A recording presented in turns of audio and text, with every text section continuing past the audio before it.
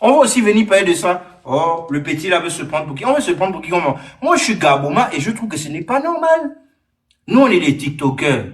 Quand il y a un truc qui va pas, on passe par TikTok pour dire que mais ça là, ce n'est pas normal. Je me rappelle la première fois que j'avais lancé un live sur Faubert Gabon. Les commentaires Gabonais, hein? Oh, arrêtez d'être xénophobe. Arrêtez de dire ceci. Arrêtez. Aujourd'hui, je suis étonné. Vous faites maintenant les pauses pour dire que non, Faubert Gabon est mauvais. Mais ils ne sont pas mauvais. Non, c'est la xénophobie. C'est la xénophobie que vous faites. Donc, c'est vous qui décidez à quel moment il y a la xénophobie et à quel moment il n'y a pas. Quand c'est vous qui vous plaignez, il n'y a pas la xénophobie. Quand c'est nous qui parlons, il y a la xénophobie. Mais vous nous prenez même pour qui? Vous êtes même comment? Vous êtes oh. Parce que vous pensez que vous aimez plus le Gabon que les autres. C'est ça la vérité. Vous allez sur les lives des gens là. Oh, le petit là, il pense qu'il a plus. Je vous ai parlé de Faubert Gabon combien de fois? Combien de fois j'ai parlé de Faubert Gabon ici? Juste à harceler les gens, à agresser les gens. Voilà maintenant aujourd'hui on est. Au Gabon, on peut faire les conséquences que les conseils. Quand il y a la conséquence, les gens sont morts, les gens ont les AVC, les gens sont malades, c'est là où c'est bon. Jusqu'à quand? Pourquoi quand votre frère gabonais vient vous dire que cette entreprise étrangère est mauvaise, vous ne vous asseyez pas pour comprendre pourquoi il dit que c'est mauvais? Sûrement il doit avoir ses raisons. Au lieu de dire que xénophobe, on est là. On va encore vous dire quoi?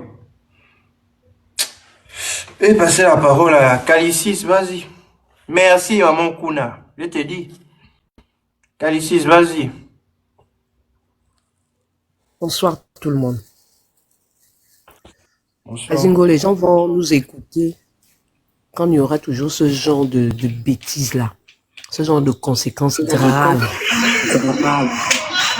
Là, les gens vont nous écouter parce que quand on a parlé de Faubert Gabon ici, là, ça nous a prévalu beaucoup d'injures. Qu'est-ce qu'on ne nous a pas dit? Alors qu'on était simplement en train de dénoncer. On était simplement en train de dire ce que les Gabonais subissent. Nous, on ne parlait même pas trop genre nationalité. Mais on disait que la gabonisation des postes, c'était pour ça.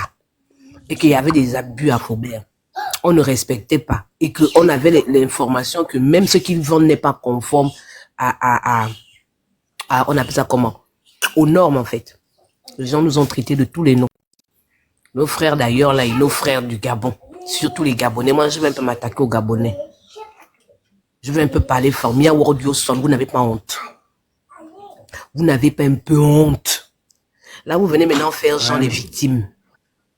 Vous voulez faire les victimes en quoi? Là, quand on demande à un Gabonais, non, ne mange pas les Nike. Oh, c'est toi qui achètes ça. C'est toi qui me donne l'argent, là. Tu penses que quand on te demande de ne pas manger les Nike, c'est parce qu'on te déteste. C'est parce qu'on t'aime, en fait.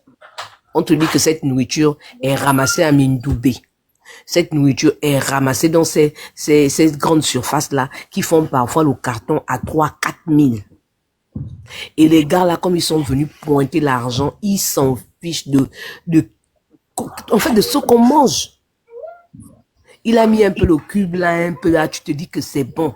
Entre-temps, c'est de la nourriture périmée et en fait, à long terme, ça a des conséquences. Pourquoi il y a déjà plus de mortalité de jeunes que de vieux?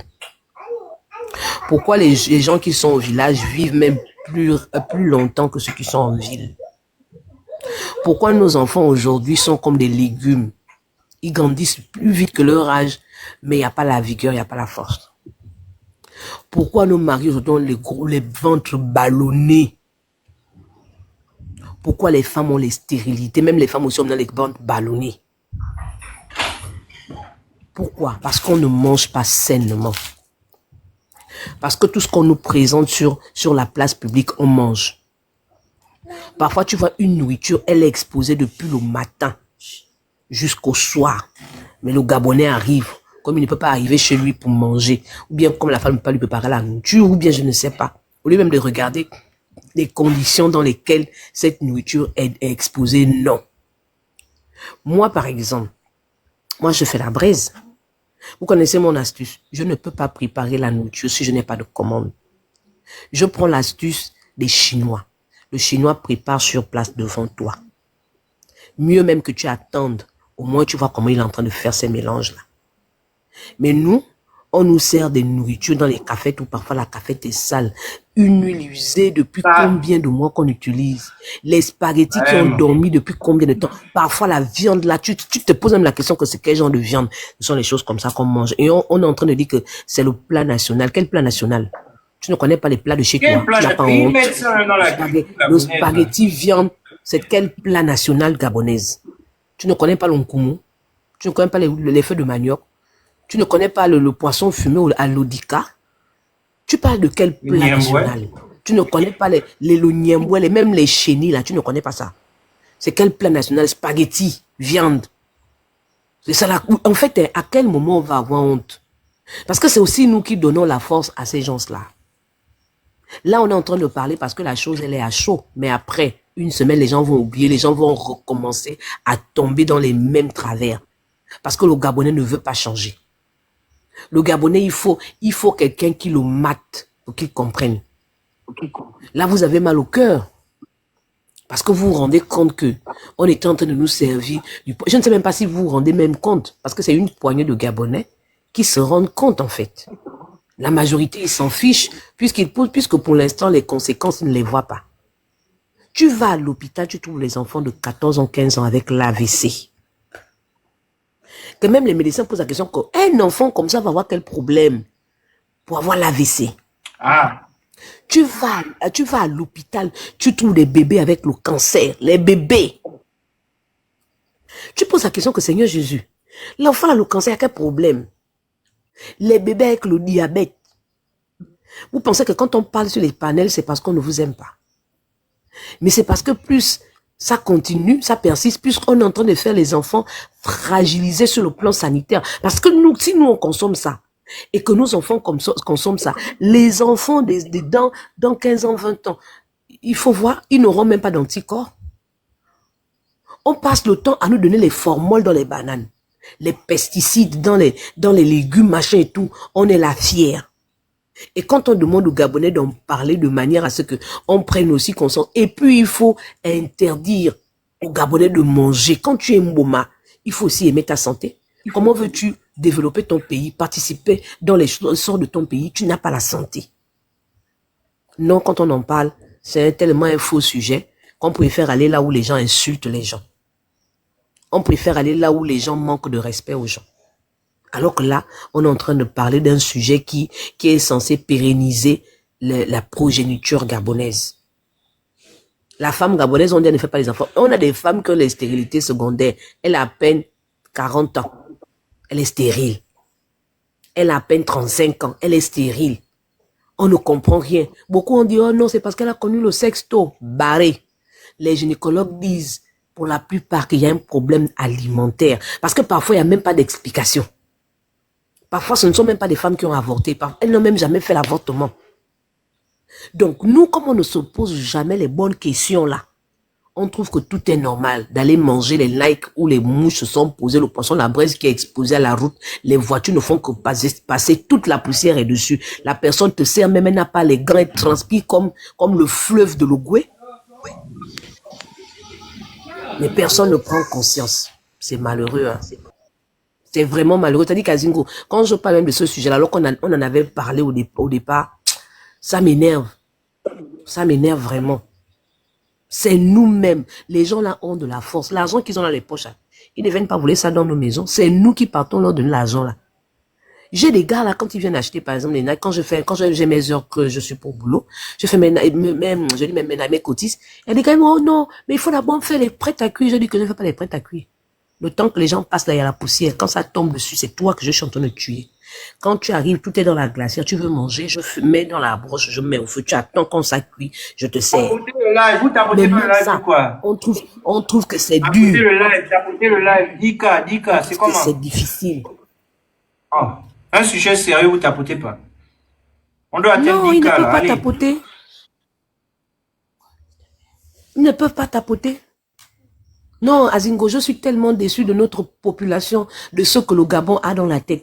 On passe notre temps à dire, les autorités, oui, il n'y a peut-être pas de rigueur dans les autorités, avec les autorités, mais aujourd'hui, on a Internet et Internet nous enseigne beaucoup.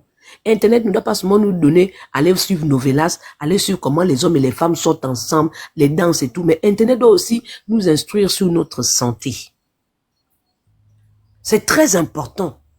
Mais combien de Gabonais connaissent même leur groupe sanguin? Combien? Vraiment. Combien de Gabonais partent à l'hôpital après un an aller faire un bilan pour savoir comment ils se portent? Le Gabonais va à l'hôpital quand c'est la maladie, hein. Donc, ce qui fait que quand tu lui parles de l'alimentation saine, équilibrée, mais il te voit comme un extraterrestre. Pour lui, tu ne dis rien. Donc, quand tu dis à un Boma qui mange les Nike à longueur de journée, chez Mamadou qui transpire comme le fleuve, toute la saleté là, la transpiration là, il dépose ça sur les Nike. Le Gabonais là il te voit comme son pur ennemi parce qu'il estime que, voilà, les coupés, on nous sait les coupés. Tu ne connais même pas quelle viande c'est. Tu ne connais même pas. Le gars à l'huile, tu ne sais pas s'il s'est gratté le popotin, si, je ne sais pas. Tu ne sais même pas si l'huile qui te vend, là, qui met dans les laits caillés dans les nailles, les laits caillés si c'est l'huile qu'il y a déjà depuis une semaine, ou tu ne sais pas. C'est très grave. C'est très grave. Les laits caillés au slip, les Camerounaises qui mettent les caca dans la braise, les cartons, le carton qu'on écrase, on fait de ça une pâte d'arachide. Mais à quel moment vous allez comprendre que ces gens-là, leur commerce, ça c'est pas pour nous mettre la santé, c'est juste pour gagner leur argent. Ils s'en fichent des mélanges qu'ils sont en train de faire. Et c'est nous qui sommes en train de mourir. Au point où on a des enfants, parfois même on meurt tôt, on n'arrive pas à accompagner nos enfants valablement parce qu'on nous donne des maladies. Mais les gens s'en fichent. Et il y a des Gabonaises aujourd'hui qui ont emboîté le pas. Il y a des Gabonaises, alors que la Gabonaise avant, quand elle faisait à manger, c'était pas des histoires d'aller prendre les caca, machin, comme la maman de la dernière fois, qui a pris sa serviette hygiénique imbibée de sang, elle a mélangé ça, elle a contaminé les pauvres enfants, le VIH. Elle l'a mélangé ça, c'est dans le lait. Est-ce que les gens se rendent compte de l'esprit machiavélique que ces gens-là ont? Ils sont prêts à tout pour avoir de l'argent. Ils s'en fichent. Le riz périmé à Zingo. J'ai un post dans ma bio là. Le riz périmé, ils prennent ça, ils lavent. Le riz périmé, hein, ils lavent. Après avoir lavé, non, le riz périmé, ils mettent dans les nouveaux sacs, ils changent de nom. Et nous, on achète. Parce qu'on estime qu'on ne peut pas produire. Voilà le Gabonais. Le Gabonais ne sait pas être rigoureux dans tout ce qu'il fait. Ça me peine, je suis tellement dépassé avec ça que vraiment, hein, si notre mentalité ne change pas, comme dit le président de la transition, c'est pas la peine. Hein. Peu importe qui on nous donnera, peu importe, c'est nous-mêmes qui devons changer. En principe, tout ce que nous subissons doit être, en fait, ça doit être une leçon pour nous. Mais ce n'est pas une leçon, ça passe comme du vent. Depuis qu'on a parlé de Faubert, là, tu vois le Gabonais se lever pour dire que, oh mon Dieu, rien, oh. Il y a peut-être 5, 10 ou 15 qui essaient d'en parler. Les activistes qui insultent les gens. Tu leur as vu parler de ça. Ceux qui insultent les gens à longueur, ils ne peuvent pas parler de ça. Jamais. C'est malheureux, hein. En fait, je passe la parole.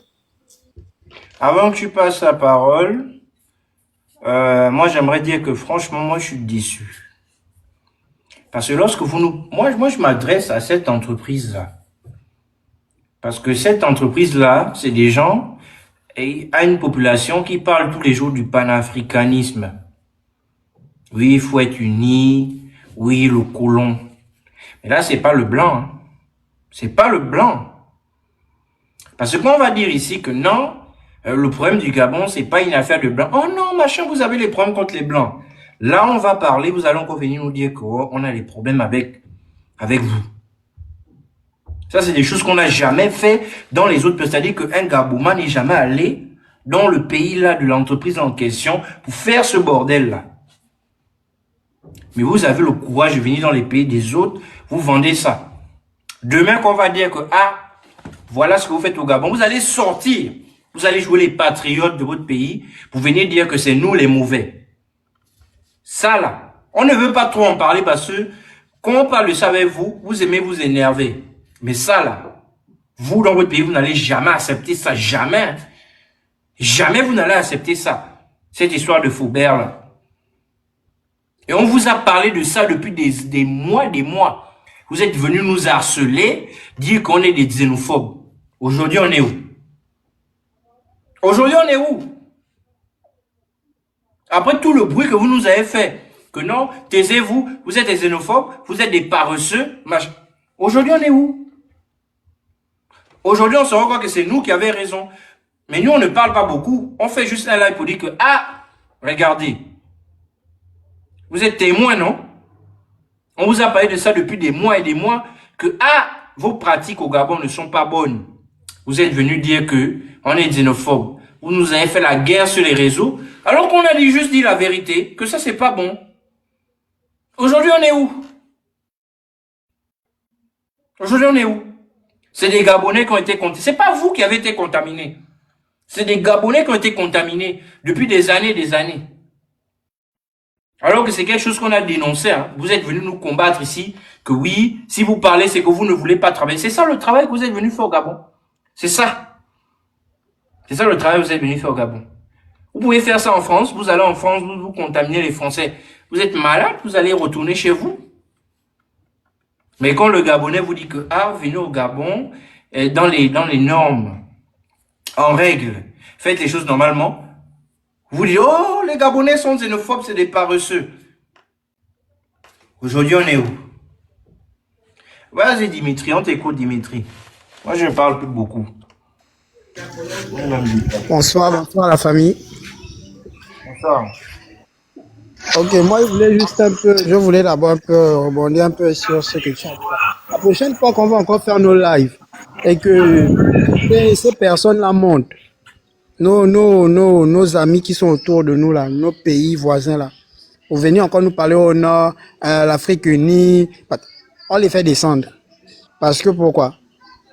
Le problème de Faubert, ça y a fait le tour de TikTok. Même les Camerounais, les influenceurs camerounais, les TikTokers camerounais, ils sont au courant de ça. Il n'y a aucun Camerounais qui parle de ça. Donc ça veut dire qu'on n'est pas unis. On n'est pas unis. Parce que eux, ils devaient au moins parler de ça, que regardez ce qu'un Camerounais allait faire au Gabon. Il a ouvert une entreprise d'où il a empoisonné les Gabonais.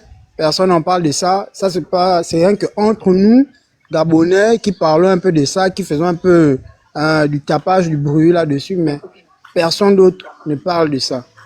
Donc on les ramène à l'œil. Juste pour dire que c'est comme un peu comme Kalissi a dit là. Là, tu vas partir là tout à l'heure, là, la route là-bas, tu vas voir, ils sont assis là, ils attendent les Nike.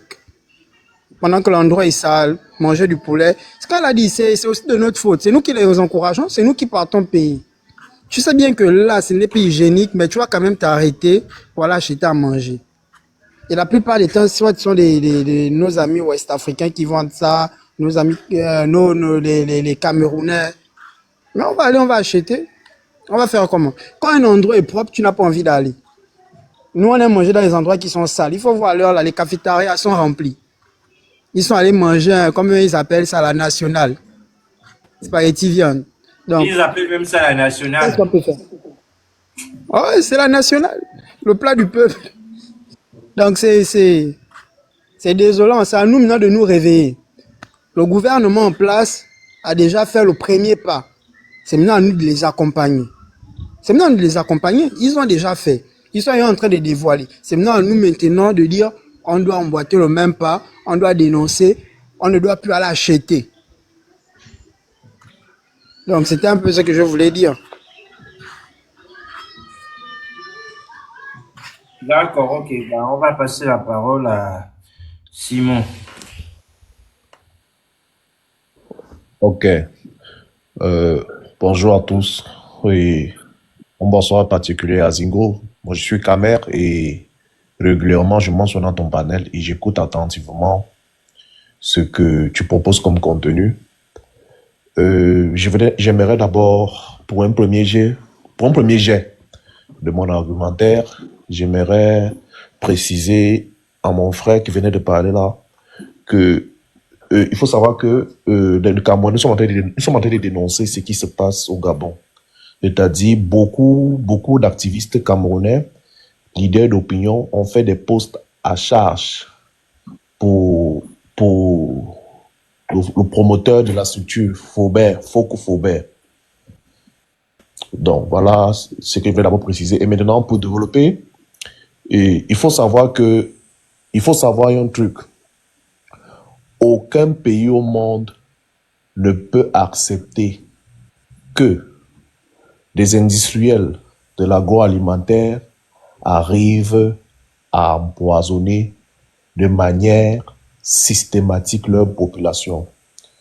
Moi, j'ai vu le reportage à la télévision gabonaise, c'est-à-dire que lorsque les autorités gabonaises compétentes ont donné l'autorisation à la brigade qui est descendue sur les lieux, ils ont surpris en flagrant délit les employés de Faubert en train de faire, en train d'emballer du riz périmé, je pense, avec des margarines, des trucs de beurre. Moi, j'ai vu ce reportage, j'étais choqué. Je parle en tant que Camerounais, je parle en tant qu'un citoyen du monde, je parle en tant qu'un Africain. Je condamne fermement de tels comportements parce que c'est inadmissible. Il faut savoir que si M. Faubert a eu beaucoup de largesse, il n'a jamais été inquiété parce que je pense que ce n'est pas la première fois, ce n'est pas la deuxième fois que les Gabonais se plaignent et se plaignent constamment des attitudes de cette structure. Ce n'est pas la première fois. J'ai déjà vu les dénonciations sur plusieurs lives de nos frères gabonais. J'ai déjà vu même à la télévision, plusieurs fois. Mais il faut savoir que si cette société existe et qu'elle a continué son infamie, c'est parce que elle avait des ramifications de corruption. Elle existe parce que certaines personnes avant prenaient des pots de vin pour qu'elles puissent continuer à détruire de manière indirecte les populations. C'est-à-dire qu'ils sont restés dans ce qu'on appelle un confort, ils étaient tranquilles. Chaque fois qu'ils devaient avoir une descente, ils allaient faire ce que l'on appelle dans notre jargon le tchoko. Et tchoko, pourquoi on ne vient pas contrôler? Parce qu'on ne peut pas me dire qu'une société existe depuis des décennies. Elle fait dans l'agroalimentaire, une structure qui est destinée à la consommation directe des populations et que le gouvernement en place à l'époque ne savait pas, ne connaissait pas ce qu'elle faisait dans ses entrepôts. Non, je refuse de croire ça. Mais malheureusement, comme le faussaire est habitué à vivre avec le faux, c'est-à-dire sa manière de fonctionner, n'était pas inquiété, il était tranquille, couché dans son lit, il ne savait pas qu'un jour, le CTRI, ou alors l'arme va changer d'épaule, ou alors les populations, ou alors les nouveaux dirigeants vont prendre en compte et en considération les pleurs et les cris des populations gabonaises pour mettre fin à ces comportements qui déshonorent la cohésion dans la sous-région. Parce que lorsque c'est fait comme ça, c'est toute une communauté, c'est des ressortissants de tout un pays qui sont pointés du doigt. Là, on ne va plus distinguer M. Simon, peut-être, lui, il est bien, on ne va plus distinguer que non. M. Patrick, peut-être, le bien, que les Camerounais, ça va englober tout le monde. Et ça, moi, je ne peux pas refuser qu'on tire sur nous. Hein. Donc, pour continuer, Monsieur Simon, c'est pas que je suis contre ce que vous dites. Mais pourquoi lorsque les Gabonais ont dénoncé ça depuis des mois, et des mois et des mois, des années même, pourquoi les Camerounais venaient agresser les Gabonais? Parce que c'est de l'agression. Taisez-vous, vous êtes des xénophobes, vous êtes des personnes paresseuses, et on n'a pas vu vos réactions. Monsieur Simon, on vous a pas vu aller dans les lives de ces Camerounais-là pour dire que non, les Gabonais dénoncent juste les vérités. Parce que nous, on a été harcelés. Jusqu'à un moment, on avait même arrêté d'en parler. Aujourd'hui, on en parle parce que c'est les autorités qui ont maintenant saisi les trucs. Pourquoi vous, qui dites que oui, parce que vous avez commencé votre raconte, vous avez dit que oui, on est des peuples frères. Pourquoi vous n'avez pas essayé de comprendre qu'on dit la vérité? Pourquoi vous avez été directement dans le clash? C'est ce que nous, on ne comprend pas, en fait. Comme si nous, Monsieur Azingo, on n'avait que ça à faire, vous clashez. Je ne comprends pas, comme si on n'a que ça à faire, alors que vous êtes nos frères. Pour nous, vous êtes nos frères, vous êtes nos voisins. On ne comprend pas, quoi.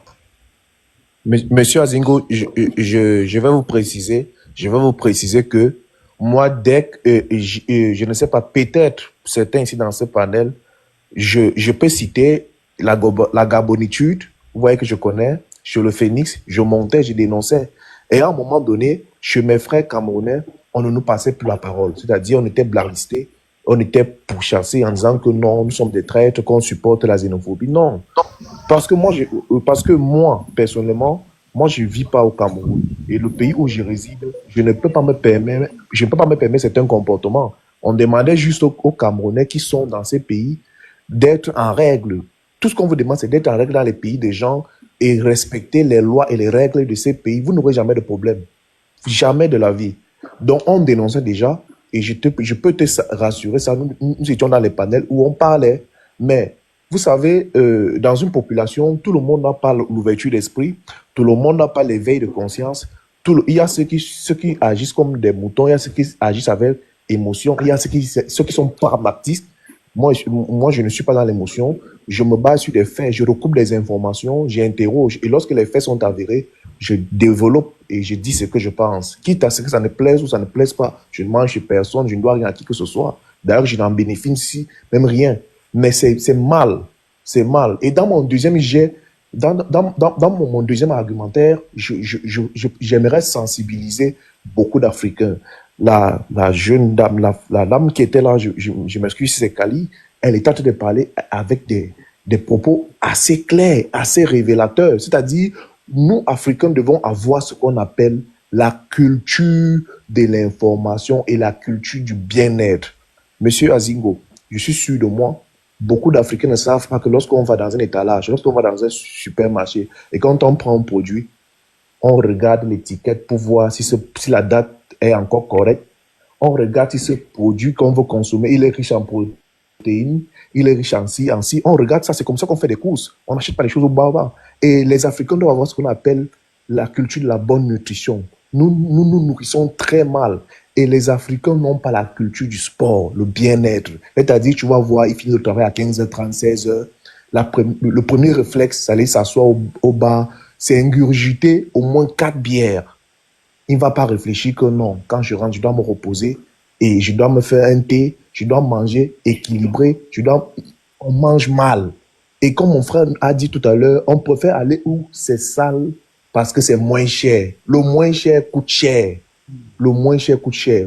Il y a des Africains qui ont des habitudes vraiment rétrogrades. Moi, je ne conçois pas qu'un adulte normalement constitué préfère se nourrir à l'étalage et dehors. Tu ne sais pas ce que tu consommes. Tu peux même consommer la viande du chien. Tu peux consommer même la viande de l'être humain sans savoir. Les gars, tu vois, les Africains sont les nouveaux Africains d'aujourd'hui, ils ont des gros ventres remplis devant. Les femmes avec des gros ventres, tu ne sais pas si elles sont enceintes ou pas, mais c'est la malnutrition. Et après-demain, ça se répercute sur nos enfants et sur notre jeunesse. Pour ne pas monopoliser la parole, moi, je souhaite même que ce monsieur, comme solution, ce monsieur soit frappé d'une amende solide. Si on peut même pousser le bouchon long, il soit frappé d'une amende solide. Et il doit être scellé pour un bon bout de temps. Maintenant, s'il ne veut pas s'arrimer aux règles et aux lois que le CTRI va déposer sur la table, il peut partir. Merci. Ok, là, vous avez bien compris. J'ai une motion, s'il te plaît. Oui, s'il te plaît, j'ai une motion.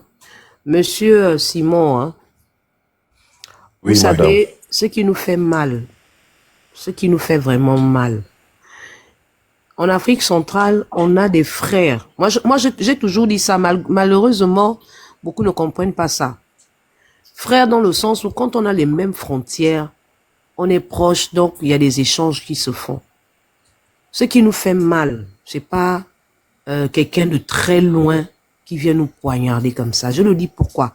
Je le dis parce que il n'y a pas longtemps au Gabon, on a attrapé des camions et des camions de bananes formalisées. Il n'y a pas longtemps au Gabon, on a attrapé on appelle ça comment, des sacs de riz caoutchouc. Il n'y a pas longtemps au Gabon, des stupéfiants, des sacs et des sacs de kobolo. Il n'y a pas longtemps. Et vous savez ce qui fait mal? C'est que tout ça revient du Cameroun. Tout récemment, là, on a découvert la pâte d'arachide au carton. Vous savez que ça revient du Cameroun. On veut bien faire les échanges. Le problème, ce n'est pas forcément Faubert. Aujourd'hui, si on se lève et on en parle, c'est parce que c'est trop récurrent. C'est-à-dire que On a la Guinée équatoriale à côté, on a le Congo à côté. Mais nos frères avec qui on fait les échanges commerciaux, ces échanges nous coûtent la santé à tous les prix. Le problème, c'est ça en fait. Et ça fait extrêmement mal. Imaginez que l'huile de palme que nous, on vous donne là-bas, on échange là-bas parce qu'on vend l'huile de palme. Imaginez que cette huile n'est pas bien. Est-ce que vous auriez un bon savon? Non. Ouais. Pourquoi lorsqu'il faut venir faire du commerce avec les autres? Parce qu'on donne quand même l'argent là.